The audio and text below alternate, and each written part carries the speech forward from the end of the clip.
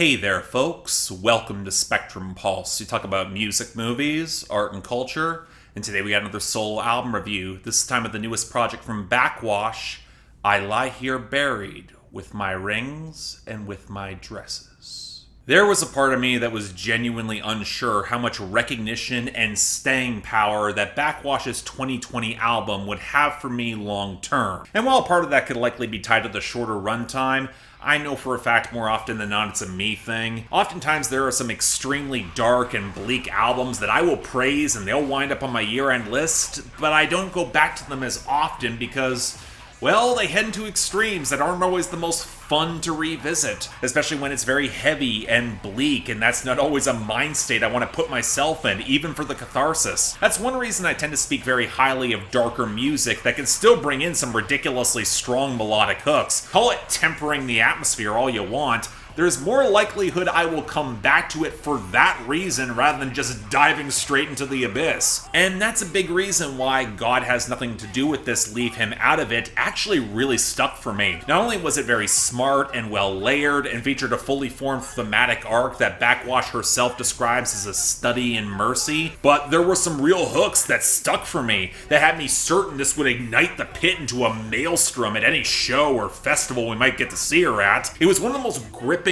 albums of 2020 while still showing so much potential and room for growth and expansion of her sound. And I'll admit, I was really worried about this one. Not that Backxwash doesn't have obscene talent as a performer and rapper and producer, and that she was only recruiting more names to work with her.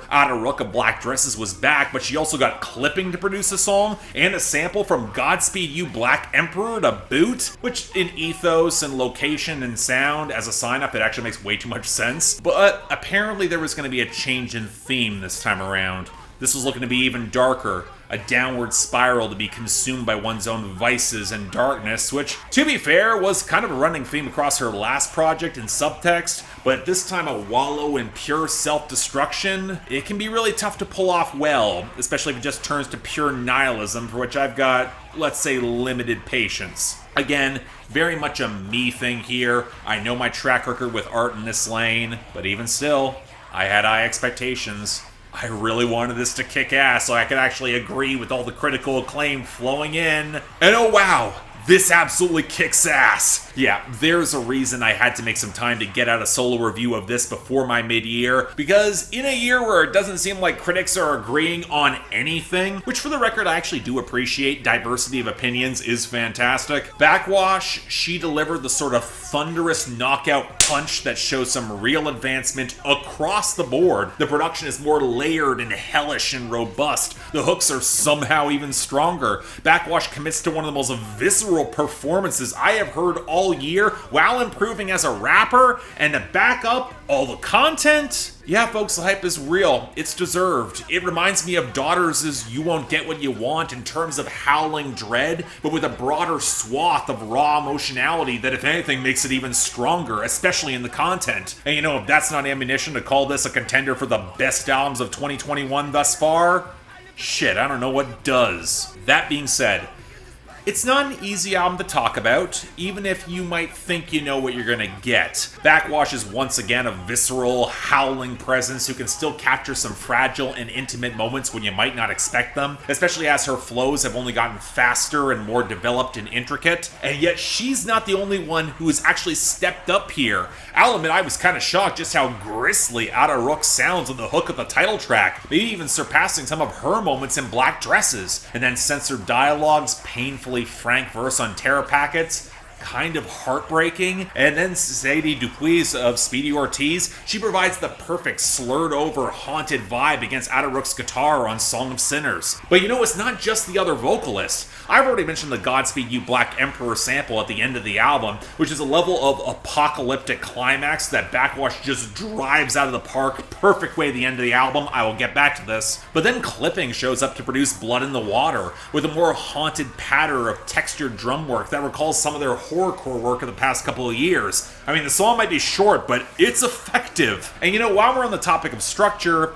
that is something I really have to commend Backxwash for here yet again. Arguably my biggest complaint on her 2020 project is it was a little bit short. It could have used a little bit more space to really develop some of those textures. And while I think the slower build through the overlapping samples on Purpose of Pain and the distant howls from Surgery Head splitting across the crisper synths and percussion of Wail the Banshee, they don't quite have that same immediacy, that same impact that comes with, let's say, the title track. But this album brings a variety of horrors to bear and uses its time very effectively in them to show off that diversity. The clanking industrial metal grind of Ada Rook's guitar in the title track, the fizzy clanks of Trap Noise and In Thy Holy Name, the gory hollowness of Nine Hells, and, building off the groundwork of last year, the bassy royal backed up by the Sangoma chanting and 666 in LUXAXA, where it might sound intimidating or foreign to those who don't recognize it chopped up over that industrial groove, but then Backxwash, by the end of the song, she lets it resolve into a richer vocal harmony and in major chords. Not quite a moment of levity, but perhaps an indication that she's finding solace in her home culture that centuries of Christian religion has framed as demonic. But even if it's framed like that, and she might have internalized some of that feeling, there's still release found there. But this takes us to the content, and where I'll admit I was most concerned. Again, downward spiral into empty hedonism. Even if it's a necessary escape, it can wind up feeling kinda hollow if there isn't that added flavor or context. And thankfully, Backxwash brought both in spades. Even if I think the opening sample is a little bit heavy-handed and runs a little bit long, it sets up an early thesis that a little bit of pain is necessary. It tells us something's wrong, gets our attention to request care. But what's potent is that said pain isn't just Backxwash abusing drugs and alcohol to grapple with her self-loathing or depression.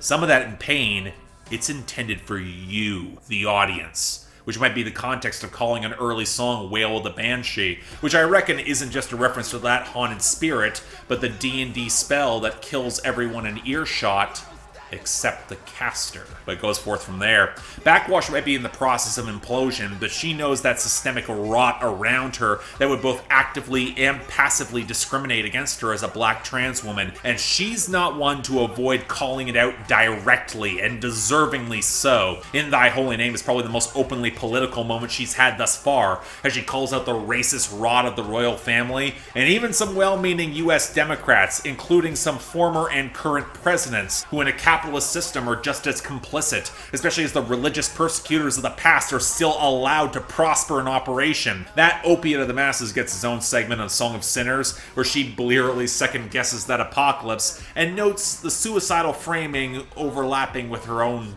drug-addled version of it. And it shouldn't even be a surprise that Prime Minister Justin Trudeau gets his own mention for his increased bungled record on racial justice, and let's not forget the blackface, which, given the Canadian government's reaction to the ongoing residential schools nightmare in recent weeks, makes that song even sharper beyond referencing living amidst diaspora, separated from one's kin on that title track. And yet it goes further still. I really want to be careful with how I approach this specifically, because Backxwash has been very open surrounding her own gender journey, and she's actively pushed back against the framing of her previous work by some journalists in interviews, placing all the roots of the trauma in dysphoria. Because that's not the vibe I'm getting on this album, especially on a song like Terror Packets that doesn't just feature censored dialogue's anguish on both people and systems who treat them with negligence, hostility, or even just the refusal to recognize their own unique and distinctive humanity, but also the kinship that Backxwash obviously feels with Angela Davis in the sample that ends off that song, where she would then speak about the systemic racism of police in Los Angeles, which, again, that's not going away. A lot of the trauma that Backxwash is grappling with, it's triggered by external factors, broken or corrupted systems, where in the very next song she references the devil screams her name with empathy, where her self-destruction becomes more of a coping mechanism that might be rough, but it's better than just a wallow in hate perpetuated by things that she cannot directly control, especially amidst a pandemic and still grappling with the grief of losing sisters. I'll say it, the Sophie reference on that song, it should not have caught me off guard, but Man, that's another time it's really hit for me this year, and you could tell it hit for her too. It's why Addiction, even if it adds another layer of societal stigma, gives her some form of release on Nine Hells, even if it makes her feel a little suicidal. It makes the Lil Wayne interpolation on Nine Hells have that added punch, and again, I didn't see that coming either. But it's also why a song like Burn to Ashes is both heartbreaking, because she knows where she might wind up someday, or even the government isn't even prepared to treat her as more than just a wrong statistic. But the song is also kind of cathartic, because you know what, she's going out, she's taking so much more with her, which is why the apocalyptic roar of static from Godspeed You Black Emperor is both thematically consistent given the context of their album, but also damn near transcendent. And I'm not going to say this listen isn't harrowing as all hell.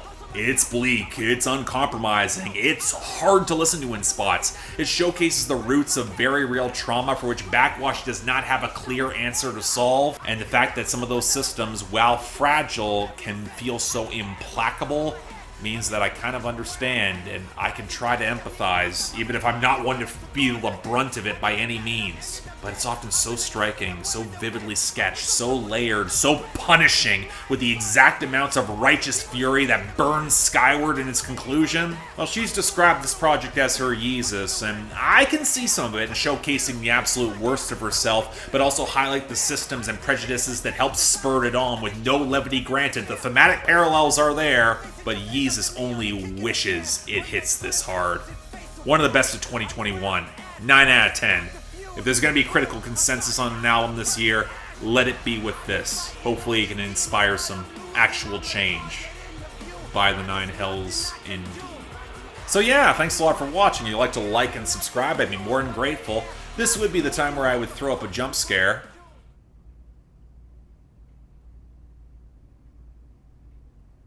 Nah, I'm just fucking with you. Not gonna do anything for that, not this time, even though I think the lighting actually pulled off pretty well. Beyond that though, anything else I might be able to do to improve my presentation, I'm all ears. Mid-year video is coming in 2 or 3 days. Please stay tuned for that. That's gonna be real special. I got a lot of great albums and songs to get through.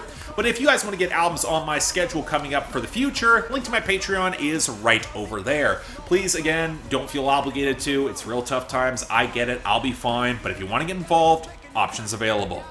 Till then, I'm Mark, you're watching Spectrum Pulse, and I'll see you next time.